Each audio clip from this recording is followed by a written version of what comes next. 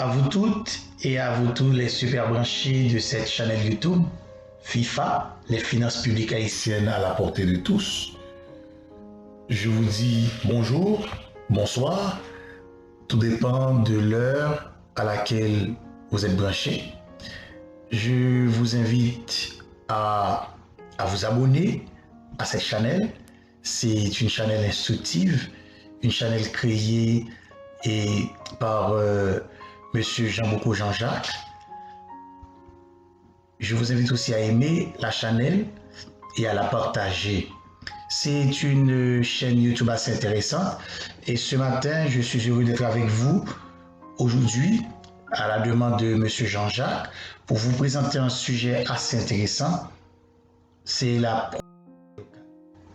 Je suis Maître Lubin Géraldi Santana, je suis licencié en droit, gestionnaire de formation et j'ai des spécialisations en dette publique, un master en fiscalité et présentement je suis doctorant à l'Université du Québec à Chicoutimi et c'est un plaisir d'être avec vous ce matin. Cette présentation s'inscrit dans le cadre d'un partage de connaissances et d'expériences et ne saurait être utilisée à aucune autre fin. Les considérations qui y sont faites, je vous le dis, n'engagent pas l'État haïtien. Il est vrai que certains présentateurs, dont moi, sont des cadres de divers ministères. Et maintenant, les considérations qu'on a fait dans ces présentations n'engagent en rien l'État haïtien. C'est notre position et aussi certaines théories académiques. Aujourd'hui, pour débattre, pour faire cette présentation, nous avons un plan que nous allons suivre. Nous allons d'abord voir trois aspects. Le premier, ce sera un aspect conceptuel du sujet. Ensuite, on fait un survol à travers le temps sur la fiscalité locale en Haïti, pour après faire le portrait de la situation actuelle de la fiscalité locale dans le pays. Il s'agit là d'un thème très complexe, la fiscalité locale, qui fait d'ailleurs débat dans la littérature des finances publiques, économiques et même dans la littérature juridique, droit administratif, droit fiscal, etc. Dans l'histoire des finances publiques haïtiennes, la question de la fiscalité locale a toujours été posée depuis la genèse de la nation. On va le voir un peu plus tard lorsqu'on fera le survol historique de la notion de la fiscalité locale dans la littérature haïtienne. Comme je vous ai dit tantôt, nous allons voir la dimension, la gestion de l'espace et des frontières qui correspondent à ce que l'on peut appeler généralement le territoire physique d'un pays, fait appel à un cadre de référence technique et politique complexe. C'est un acte de souveraineté nationale, lequel est de la responsabilité de l'État, qui doit trouver les moyens pour le faire, de telle sorte que le contrôle du territoire est un élément de mesure de la bonne gouvernance de l'État. Plus l'État a le contrôle de son territoire, plus il lui est facile de mettre en œuvre les politiques destinées à améliorer les conditions économiques de la nation. L'organisation de l'État dépend de l'idéologie politique et fondamentale de la nation exprimée à travers le contrat social et politique qui est la Constitution. Selon la Constitution haïtienne, en ses articles 1 et 9, le pays est un État unitaire, à la différence de certains voisins du continent américain. Moi, je dis voisins, c'est trop dire, qui sont des États fédéraux, par exemple le Brésil, le Mexique, les États-Unis. Cette notion d'État unitaire, je vous dis, renvoie à des notions et principes bien particuliers et très importants comme les collectivités territoriales, l'État central, la fiscalité locale, l'autonomie financière des collectivités territoriales. Bien évidemment, Dans les autres formes d'État, on parle d'autres concepts similaires par rapport à une toute autre réalité.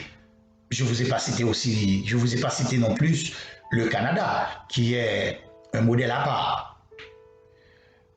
Plus d'un auteur s'accorde pour dire que les collectivités territoriales sont des personnes morales, de droit public, distinctes de l'État et qui bénéficient à ce titre d'une autonomie juridique et patrimoniale. C'est aussi un découpage géographique ou administratif distinct de l'État, jouissant à la fois d'une personnalité juridique, comme nous l'avions dit, et d'une autonomie financière. Nous avons aussi dit, nous venons de le dire, nous le répétons, ce sont des personnes morales de droit public. Il y a Janico qui est allé un peu plus loin pour dire qu'il représente l'ensemble que chaque collectivité publique représente l'ensemble des intérêts collectifs de la population établie sur le territoire. Il faut comprendre l'intervention de Janico dans ce sens que les collectivités, le mot le dit déjà, collectif, regroupent des intérêts. Ce n'est pas seulement un espace physique, mais ça regroupe aussi des intérêts. Jusqu'à la fin du XXe siècle, le développement était impulsé par l'État qui pratiquait une politique macroéconomique interventionniste. Mais on va souligner rapidement qu'au début du XXIe siècle, les théories, et un peu même avant, un peu à la fin du XXe siècle, les théories néolibérales deviennent le courant de pensée prédominant, et c'est pour cela qu'il y a de profonds changements politiques et économiques qui ont été mis en place, et parmi ces changements politiques, il y a la décentralisation des activités de l'État. C'est vrai, c'est un concept parlant depuis les années 50, 60 et même 70 en Europe, en France, en Espagne, mais c'est un concept devenu viral vers la fin du XXe siècle et le début du XXIe siècle. On parle plutôt des collectivités territoriales qui jouissent, comme personnes morales, d'une autonomie financière. C'est d'ailleurs un principe constitutionnel consacré par l'article 66 dans la Constitution de 1987. Cette autonomie suppose que l'État et les collectivités territoriales doivent avoir des comptes séparés et sont chacun responsables de leur gestion par devant les organes de contrôle et des électeurs qui les ont confié leur mandat. En ce sens, la fiscalité locale par opposition à la fiscalité centrale se rapporte à la politique mise en œuvre par l'administration locale pour collecter, administrer les recettes des collectivités qu'ils dirigent et organiser les dépenses de fonctionnement et d'investissement nécessaires à l'avancement de cette communauté. À ne pas oublier que, comme je vous l'ai dit, communauté, collectivité se rassemblent. Ce n'est pas le même mot. Mais ici, communauté pourrait prendre place de collectivité d'ailleurs. Dans le cadre des développements de collectivités territoriales, on parle aussi de développement communautaire.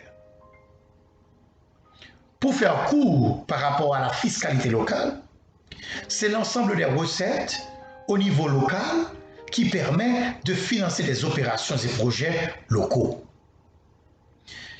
On sera d'accord, je veux vous dire que toutes les recettes, je vais attirer votre attention sur cela, toutes les recettes collectées au niveau des collectivités territoriales ne sont pas forcément des recettes locales. Les recettes locales sont celles qui, a priori et en termes principaux, devraient être utilisées pour financer le développement des collectivités territoriales. Dans la littérature juridique haïtienne, les frontières entre la fiscalité locale et celle de l'État central restent encore très floues. le système est fait de telle sorte que la perception soit organisée par l'administration centrale, donc la DGI, c'est le principe. Mais les dépenses soient réalisées par les collectivités territoriales. Nous allons le voir un peu plus loin. C'est le moment de faire, pour comprendre, j'allais vous dire que c'est le moment de faire le survol historique qui est important pour comprendre la problématique de la fiscalité locale en Haïti. La problématique de la fiscalité locale en Haïti n'a jamais été bien abordée dans le pays. La vision n'était pas de renforcer l'administration locale, mais plutôt celle de l'État central, d'aider l'État central à mieux capter les ressources disponibles. Nous devons l'admettre aujourd'hui, je crois. Nous ne disposons pas d'informations précises sur le système fiscal d'après l'indépendance. Mais certains textes juridiques épars ont fait lumière sur comment le problème de la perception des droits, taxes et impôts ont été abordés. Comment est-ce que ces problèmes-là ont été abordés? C'est, par exemple, le fait du cabotage et d'autres activités économiques. Dans un premier temps, selon les textes disponibles, ils étaient taxés par la collectivité, par la commune, pour être plus précis dans le cas d'Haïti. C'est la commune qui réalisait ou dans laquelle se réalisaient ces activités qui les taxait. Mais on va voir avec Pétion, avec le gouvernement de Pétion, qui lui a instauré la gestion communale en instaurant, par la décision du 28 juillet 1817, il a instauré la gestion communale en initiant, en demandant que chaque commune ait 3 membres pour l'administrer. Il va aussi venir avec le concept en Haïti de patente. Il va formaliser tout au moins, parce que nous ne savons pas si le concept existait avant, mais il va le formaliser. Le développement de l'administration fiscale communale, comme nous l'avions dit, c'est matérialisé, c'est réalisé avec le gouvernement d'Alexandre Pétion. Mais il faudra attendre jusqu'en 1924 pour centraliser la perception et la gestion de l'impôt. Jusque-là, la gestion de l'impôt était réalisée par les communes. Les communes réalisaient la perception, la taxation, et alors était présente dans tout le processus de la gestion fiscale. La mission de 1924, la mission de la DGI créée en 1924, doit-on dire, n'a pas aidé les collectivités territoriales en termes de gestion fiscale.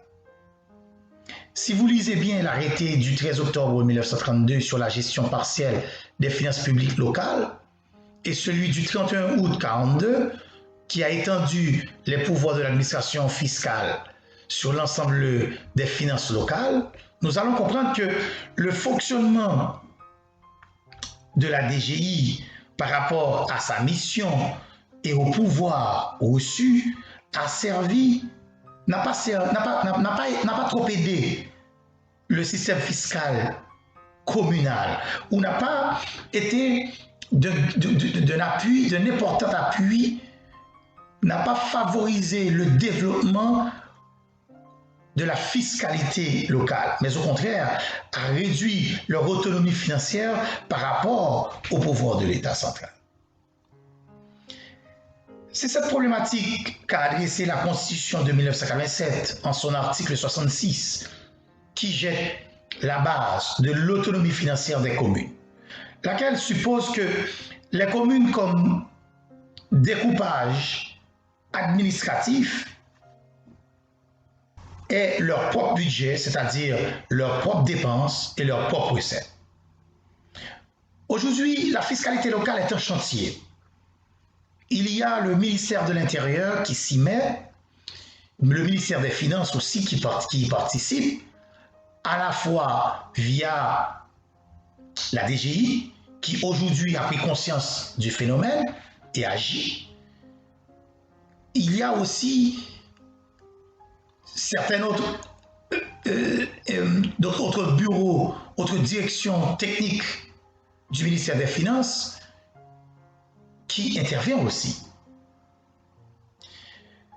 Et tout le système marche aujourd'hui grâce à des réformes fiscales qui ont tenté de renforcer ce besoin d'autonomie ou encore ont tenté de consolider le droit acquis par la Constitution, parce qu'on ne peut pas faire marche arrière.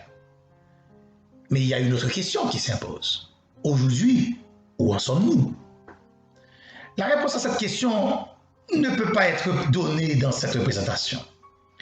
C'est une question qui mérite une réponse fondée sur des analyses qui doivent être elles-mêmes le fruit d'une recherche scientifique. Ça peut être en effet le thème de recherche d'un étudiant ou d'un groupe d'étudiants qui souhaitent approfondir la question ou même d'un groupe de recherche. Cependant, un préalable à toutes les réponses qu'on sera tenté de donner est quelle est la situation actuelle. Et c'est cette partie que nous sommes en train de voir. Nous avons dit que la fiscalité locale aujourd'hui est en chantier. Une réforme est actuellement en cours. Il y avait eu une réforme au début des années 90, au début des années 2000. Aujourd'hui, il y a une réforme en cours. Elle est caractérisée par un système à plusieurs vitesses, où dans certains cas, pour les communes les plus importantes, la perception est organisée par l'État central. Donc la DGI, qui a par ses moyens, les faibles moyens qu'elle dispose, nous savons que l'État n'a pas beaucoup de ressources, a pu placer des agences locales de certaines communes pour pouvoir capter, pour pouvoir organiser la collecte des impôts. Et ce n'est qu'ensuite que le Trésor public effectue le reversement aux administrations communales des impôts qui ont été collectés, des droits et taxes qui ont été collectés en leur faveur. Dans d'autres cas plus généraux, parce que la DGI n'arrive pas à couvrir toutes les communes, la perception est organisée par un préposé de la DGI qui travaille en collaboration avec la mairie. Dans un autre cas, moins répandu, mais quand même existant, pour les communes les plus pauvres et les plus reculées, la perception est organisée par la mairie qui fait un rapport à la DGI centrale. L'autre aspect, c'est le fait que certains droits, taxes et impôts sont collectés par l'État central, tandis que d'autres, surtout les droits et redevances, sont collectés par l'administration communale, ce qui crée une certaine confusion et laisse la porte ouverte à la corruption qui d'ailleurs y a encore son droit de citer. L'État a le contrôle de ce qu'il collecte, mais n'a pas le contrôle de ce que les communes, les collectivités territoriales collectent. Mais a-t-on besoin que l'État ait le contrôle de ce que collectent les collectivités territoriales? Non, non. Plus l'autonomie est grande, moins l'État aura besoin de faire des interventions. Maintenant, les communes doivent elles-mêmes rendre compte. Est-ce aujourd'hui le cas? Non. Et ça encore freine le développement de la fiscalité locale. Selon Jules-Édouard Pierre, 95% de nos revenus communaux sont collectés par 6 communes, dont Delma, Port-au-Prince, Pétionville, Tabar, Carrefour, Cité-Soleil, Croix-des-Bouquets. Et seulement 10% de la population sur l'ensemble du territoire paie l'impôt locatif, alors qu'il y a beaucoup de services communaux. Son intervention, ses propos ont été recueillis par le Nouvelliste le 9 avril 2019. Les réformes en cours permettent à l'administration communale de connaître les perceptions qui ont été faites en sa faveur et ainsi connaître le montant qui doit lui être reversé selon les dispositions légales en vigueur. Mais il faut dire que ces dernières n'arrivent pas toujours à faire la lumière sur les fonds perçus directement par les administrations communales. Il est vrai qu'il y a des provisions légales qui obligent l'État central à donner un appui financier aux collectivités territoriales. Mais il y a une autre question. Cet appui est important, mais cet appui ne freine-t-il pas ou n'engage-t-il pas l'autonomie financière de ces collectivités publiques? C'est une question que je laisse. Parce que lorsque l'appui devient systématique, il n'encourage pas l'effort de développement. L'appui devrait être fait dans des projets, c'est une intervention de l'État, devrait être fait dans des projets bien ficelés. L'appui devrait prendre forme par la mise en place de programmes à renforcer la capacité technique des collectivités territoriales dans l'élaboration et la mise en œuvre de politiques fiscales viables pour leur circonscription. La disparité criante entre les collectivités territoriales est peut-être le résultat de la qualité des politiques fiscales qu'elles appliquent. La politique fiscale locale doit être une priorité dans la planification stratégique des autorités locales. L'effectivité de leur autonomie doit passer par là. Et pour cela, il faudra faire des réformes appropriées en la matière. L'État central devra mettre sur pied des projets d'accompagnement technique pour les collectivités publiques. Pour parodier Édouard Pierre, nous sommes convaincus que le développement du pays passera par le transfert des compétences, de moyens et de technologies aux collectivités territoriales.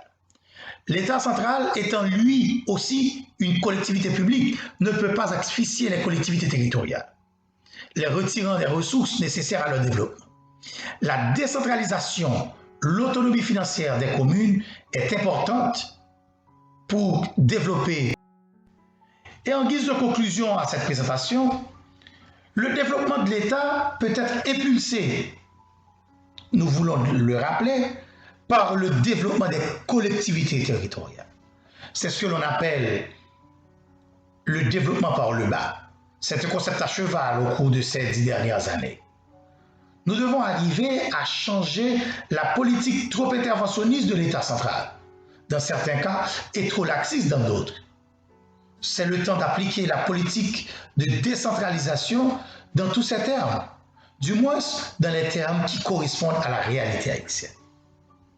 Pour ce faire, je crois que l'État central doit prendre les mesures nécessaires pour engager de réelles politiques de décentralisation et par la même occasion, encourager et favoriser l'autonomie des collectivités territoriales. Les collectivités territoriales doivent être opérationnelles selon les cadres juridiques en vigueur. Elles doivent être aussi responsables de collecter les ressources locales, définir leurs priorités, programmer leur budget, l'exécuter et en rendre compte, non seulement à leur niveau, cela veut dire aux citoyens qui les ont votés,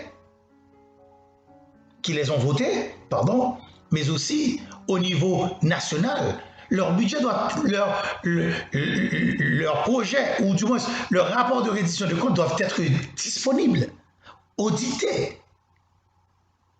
L'État central doit, et les secteurs civils doivent les aider par la création d'espaces propices à faire naître l'innovation sociale et à développer une économie sociale et communautaire. C'est, comme je vous l'ai dit tantôt, c'est une présentation assez trop courte mais que j'ai essayé de faire de façon concise pour vous expliquer que ça va mal au niveau de la fiscalité locale. Et en résumé, nous disons ça va mal, d'abord parce que les collectivités locales ne sont pas en mesure de prendre en main leur programme de fiscalité locale, programme s'ils en avaient, je ne crois pas. On peut compter sur le bout des doigts les collectivités territoriales, les collectivités locales, les communes qui ont un programme fiscal. Ça va mal encore parce que l'État central est aujourd'hui trop interventionniste. Les collectivités territoriales ont besoin de plus d'autonomie. L'intervention de l'État doit prendre la forme de renforcement des capacités techniques des collectivités territoriales et la création d'espaces et de conditions spécifiques pour favoriser l'innovation sociale. Je vous remercie d'avoir prêté ou d'avoir suivi cette présentation d'une vingtaine de minutes. Nous vous encourageons à vous abonner à la chaîne YouTube, à aimer la chaîne et à la partager. Je remercie de façon particulière M. Jean-Boucou Jean-Jacques qui m'a donné l'opportunité de faire cette présentation pour vous. Je reste ouvert à toutes les questions et aux suggestions que vous auriez aimé faire. Et pour cela, je vous invite d'écrire à M. Jean-Boucou Jean-Jacques et soit de laisser un commentaire et puis les réponses nécessaires vous seront parvenues. Merci beaucoup.